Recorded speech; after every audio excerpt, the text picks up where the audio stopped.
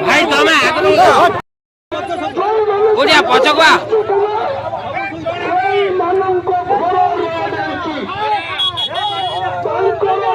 जितिकी से लोक देखते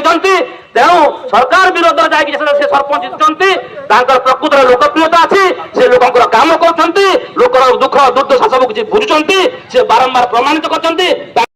आंदोलनरत कर्मचारी और कार्यरत कर्मचारी मध्य कॉलेज सम्मुखें उत्तेजना ठेलापेला घटनास्थल में ग्रामांचल पुलिस मुतयन बरपदा विकास मंच आंदोलनरत कर्मचारी माने दीर्घ दिन धरी एठारे आंदोलन करुथिले। आज कॉलेज सम्मुखें भंडारी पोखरी विधायक प्रफुल्ल सामल और पुओ प्रयासकांत सामल विरोध में पोस्टर ब्यानर मारिछंती। एहाको आंदोलन जोरदार हेबाको नै कॉलेज सम्मुखें चापा उत्तेजना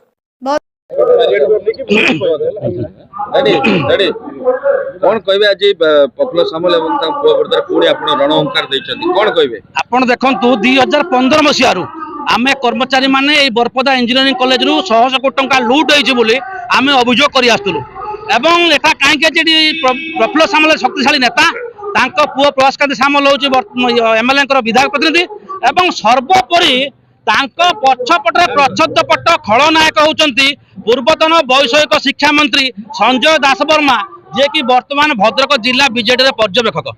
आज्ञा देखंतु जणे जेतेबेले दोष करे लोक को लज्जा लागे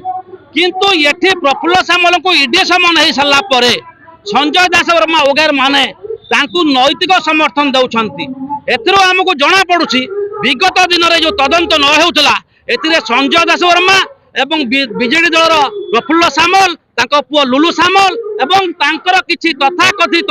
जो माने तांकर समर्थक बा तांकर ऊपर मास्टर माने ये तदंत को बाटबणा करथिले। प्रश्न उठुची जेतेबेले एते दिन पर यार प्राइमा फेसी एविडेंस को देखिकी ईडी अधिकारी माने ग्रहण करचंती मु ईडी अधिकारी माने को शत शत धन्यवाद देबी सहस्र नमन करबी से माने हमकु न्याय देबा पई प्रकृत फलाफल आनिबा पई तदंत करचंती किंतु सेतेबेले ए भद्रकर पुलिस भद्रक जिला प्रशासन आपणकर ईओडब्ल्यू एमाने काहे के नीरव बसले का पछपटे बसले एथरु जणा पड़छि संजय दास वर्मा को टीम ए सब को चापिकी रखुतला जहां आगामी दिन पुणी सत्यर उन्मोचन हबो न्याय विजय हबो। तबे आपण आज कोन चाहते अभिनव